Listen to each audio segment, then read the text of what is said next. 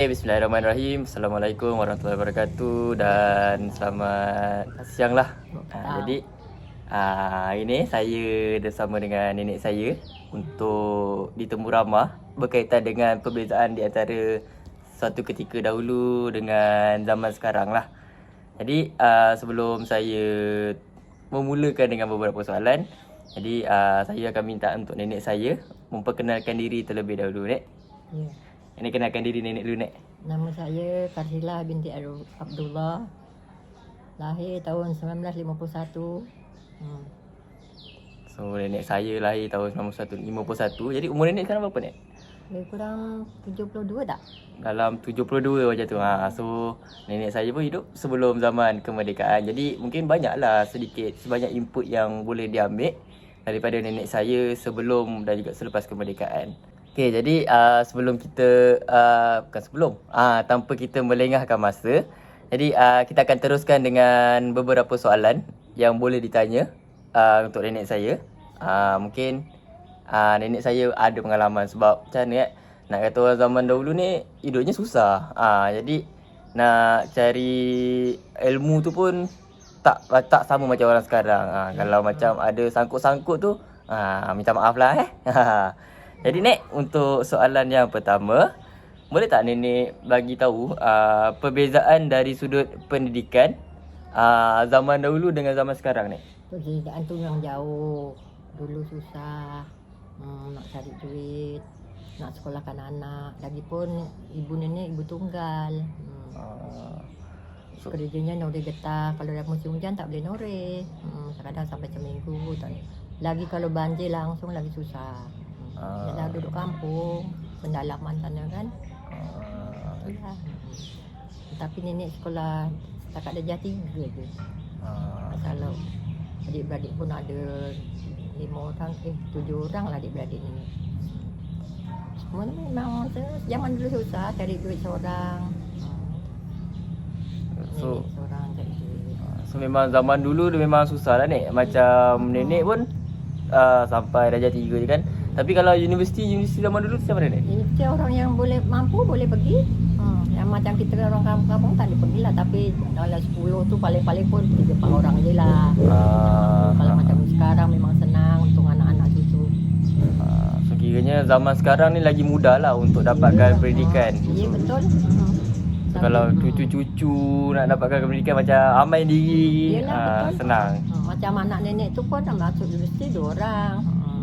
Tapi zaman nenek ni memang susah. Zaman nenek ni anak Kemal ni sekarang macam masih Kemal ni senang. Nenek boleh hantar bisnes walaupun nenek susah duduk kat estate. Memang boleh. Tapi zaman dulu memang susah. Zaman dulu memang tinggal kat dalam estate Tak, dulu kat kampung. Kat kampung. Kat kampung, kat Batu Pahat sana kedalaman, banjir. Kalau banjir dah tak boleh buat apa. Sekali nenek tahun berapa tu dulu pindah kat estate tu baru boleh lah sikit kata orang. Tak senang tu boleh lah. So adalah sedikit perbezaan daripada zaman dahulu dengan zaman sekarang. Ya, betul. Berkaitan dengan pendidikan. Jadi tadi kita dah tahu sedikit berkaitan dengan perbezaan dari sudut pendidikan di antara zaman dahulu dengan zaman sekarang, dan dapat disimpulkan juga zaman dahulu punya pendidikan tak semudah zaman sekarang, sebab kita zaman sekarang ni macam-macam kemudahan yang kita boleh dapat. Zaman dulu susah, lagi kan pula duduk dekat kawasan pedalaman dan peluang pekerjaan tu pun tak banyak untuk mak bapak sara kita. Jadi sedikit tu pun dah memberikan input untuk kita di mana perbezaan tu ketara lah di antara dulu dan juga zaman sekarang. Jadi Nek, kita akan teruskan dengan soalan yang kedua, Nek. Di mana soalan kedua berkaitan dengan pergaulan. Macam kita tahu zaman dulu dengan zaman sekarang ni pergaulan dia berbeza. Boleh tak Nenek bagi tahu perbezaan pergaulan zaman dahulu dengan zaman sekarang ni macam mana? Zaman dulu kalau kita buat kerja kahwin gotong royong, satu kampung semua keluar tolong masak, tolong semua lah bekerja sama gotong royong satu kampung. Kalau zaman sekarang ni banyakkan catering kan? Betul. Catering nanti kita pun tak mesra macam dululah. Kalau dulu kan satu kampung dari pagi sampai ke petang sampai ke malam sampai siap semua dia satu kampung.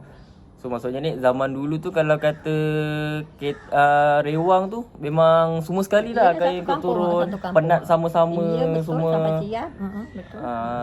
So kiranya zaman dulu walaupun dia penat-penat, dia orang tak kisahkan pasal duit ke apa, Iya, yang tak penting ada upah-upah, tak ada. siap gotong royong. sama-sama apa Iya, semua, gotong majlis royong. jalan macam tu je. Iya, gotong royong. So kiranya zaman sekarang dia tak penat tapi banyak mengeluarkan duit. Macam gitu. Dia Okey. gotong royong, tak ada macam dulu kan. Betul. Jadi macam yang kita tahu tu perbezaan lah antara zaman dahulu dengan zaman sekarang punya situasi masyarakat bergaul, di mana kita ambil daripada hari majlis kahwin, di mana berbezalah zaman dahulu dengan zaman sekarang punya cara majlis kahwin, di mana zaman sekarang lebih kepada catering apa semua kan. Kurang untuk pelibatan ibu bapa ataupun keluarga untuk turut sama menjayakan gotong royong tu semua. Mungkin ada setengah tempat macam dekat tempat saya pun ada lagi diamalkan, cumanya berkurangan. Macam sekarang ni tu budak-budak datang nak raya. Masalah tu. Untuk soalan yang ketiga, jadi Amai nak tanya nenek lah berkaitan dengan maklumat. So maksudnya macam penyebaran maklumat ni berbeza dulu dengan sekarang. Mungkin dari segi kecanggihan dan juga kemajuan tu nampak ketara lah perbezaan dia. Jadi boleh tak nenek bagi tahu macam mana perbezaan penyebaran maklumat orang zaman dulu dengan zaman sekarang ni? Zaman dulu memang susah nak dapat. Paling-paling pun dengar radio. Paling kaya pun boleh dapat radio. Kalau TV itu memang tak jarang lah. Kalau satu kampung paling-paling yang orang senang 2-3 orang. Kadang-kadang tengok numpang. Datang numpang tengok tu. Kalau TV memang tak ada, radio adalah tu. So maksudnya ni memang zaman dahulu tu kiranya paling senang nak dapat radio, tapi tak semua orang boleh dapat. Ya, yang mampulah tu katanya. So kalau macam TV orang mungkin orang-orang yang kaya je lah ni yang akan ada TV yang paling senang hidup dia. Ni kalau macam zaman sekarang ni macam mana ni? Kalau tu zaman sekarang canggih dengan handphone, dengan TV, dengan HP semua senang memang.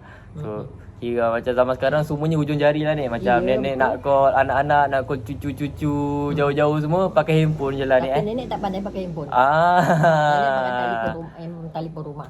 So kiranya nenek saya ni dia macam ni pakai telefon rumah. Kalau apa-apa semua anak-anak call apa semua kan, nak pakai telefon macam biasa dia pun tak pandai. So memang telefon rumah je yang akan digunakan. Kadang-kadang kalau macam saya balik kampung time cuti mid-sem ke apa, memang saya akan nampak nenek saya kalau ada orang call, saya angkat lah. Kadang-kadang makcik saya call, nak cakap dengan nenek kan. Saya terus bagi kat nenek. Nanti nenek saya akan cakap. Nanti diorang akan berborak panjang lah. So maksudnya telefon tu berubah dari segi inovasi dia, cumanya penggunaan dia tak berubah. Untuk orang-orang lama macam nenek saya, dia still lagi akan menggunakan telefon bimbit. Telefon bimbit pula, telefon rumah tu. Dia tak sama macam generasi kita. Jadi kita dah ke soalan yang terakhir, di mana soalan yang terakhir ni satu soalan yang terbuka lah berkaitan dengan perpaduan dan juga masyarakat dekat Malaysia ni. Jadi ni Amai nak tanya nenek, untuk tahap perpaduan antara masyarakat Malaysia dengan yang ada sekarang dengan dulu ni, adakah dia berada dekat tahap yang baik ataupun masih lagi dalam tahap yang sama ke atau macam mana ni? Tapi dalam tahap ni masyarakat memang lebih kurang lagi dulu sampai sekarang. Kalau dulu pun Cina ke apa pun bergaul juga macam orang sekarang jugalah. Macam kita raya pun Cina tu datang raya rumah kita gitu. Kalau kita kadang di rumah orang Cina, orang India gitu. Pergaulan tu memang lebih kurang lah dulu dengan sekarang. So maksudnya dari segi pergaulan masyarakat tanpa bilang gaul tu semua sama je lah. Kiranya macam borak-borak pun kalau ada Cina lalu ke India lalu pun kita akan layan sama-sama macam gitu. Kalau raya pun datang ke rumah nenek, kita pun kadang raya rumah dia gitu kan. India ke apa sama. So maksudnya kalau macam pada nenek berkaitan dengan perpecahan tu berlaku daripada mana ni? Adakah dari sudut politik atau macam mana ni? Mungkin politik lah. Mungkin so maksudnya politik jugalah yang menyebabkan berlakunya perpecahan antara masyarakat semua. Tak tahulah nenek ni. Tapi nenek ni kalau masyarakat memang tak ada samalah masyarakat dulu sampai sekarang. Politik nenek tak tahu sangat. So sebab nenek saya dia tak berminat sangat berkaitan dengan politik ni, tapi Apa yang nenek saya boleh rangkumkan, saya boleh rangkumkan daripada apa nenek saya kata, masyarakat zaman sekarang ni hidupnya sama saja. Mereka tak berpecah, mereka bersatu. Tapi bila kita lihat dari sudut politik pula, lebih banyak ke arah yang memecah belahkan antara kaum. Banyak juga saya tengok dekat dalam media sosial, komen-komen daripada masyarakat kan. Melayu komen kat Cina, Cina komen kat India, India komen dekat Melayu balik semua kan. Pada saya tu biasa, mereka komen satu benda yang harmoni dan tak banyak berunsurkan perkauman yang menyebabkan perpecahan.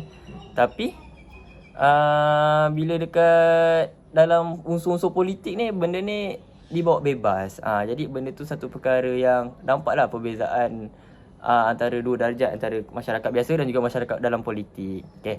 Jadi soalan telah pun selesai. Jadi saya ucapkan ribuan terima kasih dekat nenek saya kerana sudi untuk ditemu duga ataupun ditemu ramah untuk menjayakan tugasan pada kali ini.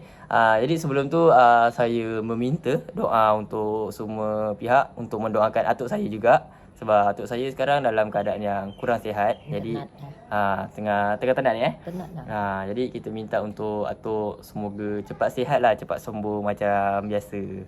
Jadi sekian saja daripada saya. Terima kasih. Assalamualaikum.